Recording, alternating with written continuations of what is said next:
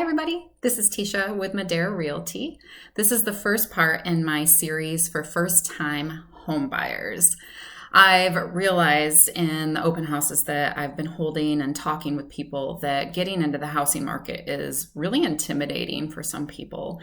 And I've talked to many people who have come through who just don't know where to start. So my background in project management and healthcare got me thinking about how easy it would be to just break it down to a stepwise process and really make it an approachable and unintimidating thing. I'm a big advocate in the belief that owning a home is the way to grow your personal wealth. And it's super fun to own a home and just knowing that it's yours.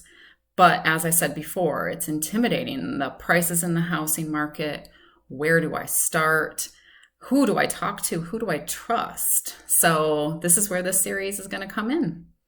So the first suggestion I have is know your credit score.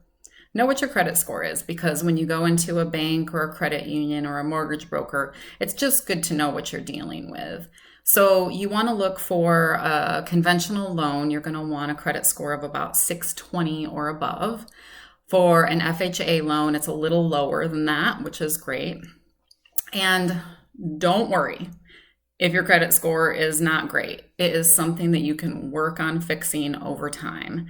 And many people do it. It's an easy thing to fix and bring up with simple steps.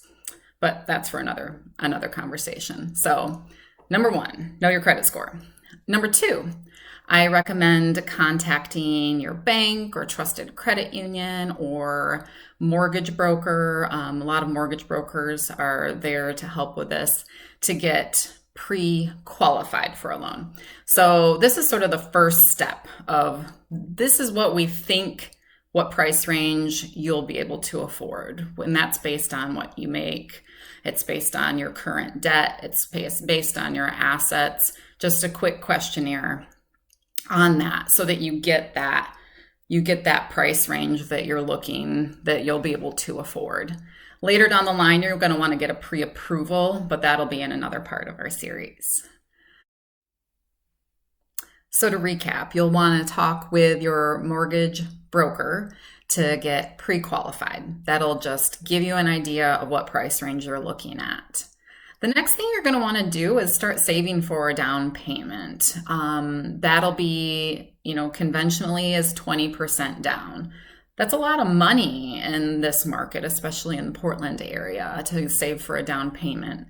So you can get less of a down payment percentage if you're willing to pay for private mortgage insurance. So this is insurance that you pay for along with your mortgage and your homeowner's insurance every month that protects the bank from default if you're not putting that 20% down. Once you get to 20% equity in your house, that PMI just goes away, poof.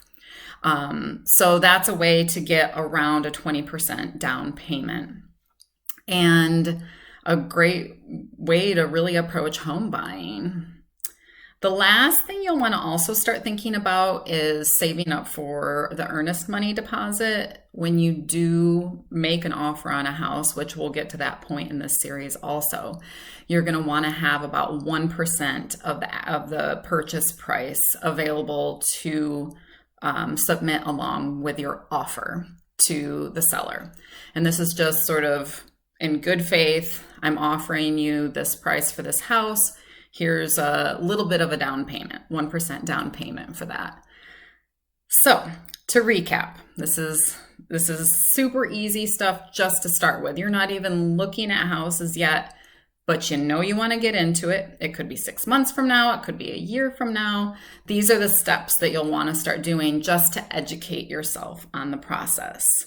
So to recap, know your credit score. Number two, contact your bank, your credit union, a mortgage lender to find out what price range you're pre-qualified for.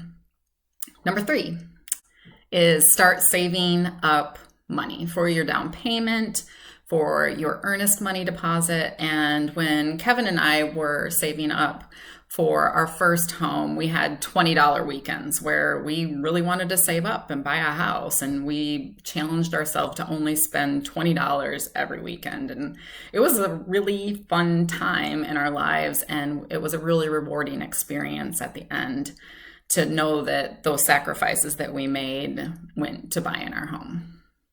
Okay, the next time we talk, we'll be going into what you do next. You're ready to get into the market. You're ready to go look at houses and dream about where you could be living. So I'll see you next time. Bye-bye.